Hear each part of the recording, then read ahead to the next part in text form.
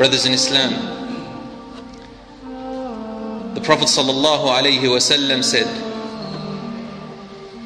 that Allah subhanahu wa ta'ala said, المتحابون في على منابر من نور يوم القيامة يغبطهم النبيون والشهداء.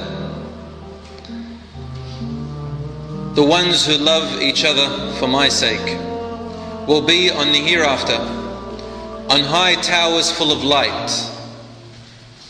The martyrs and the prophets will be impressed by what they see.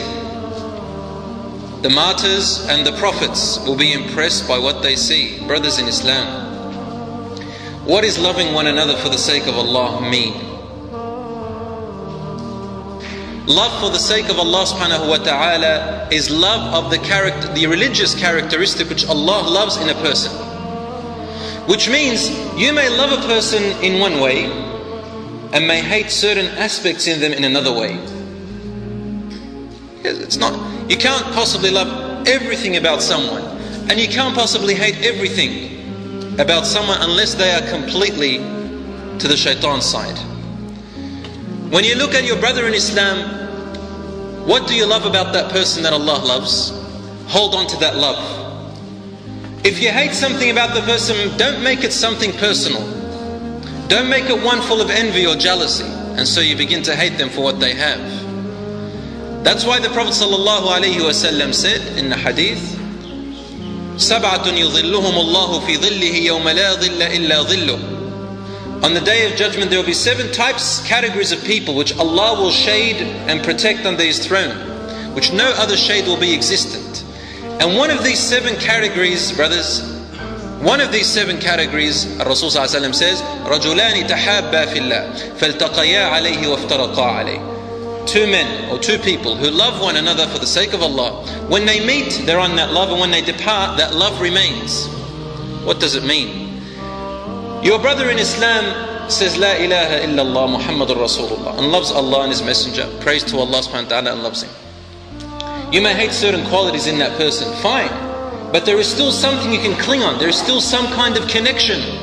There is still a connection between you and that person. What am I trying to say?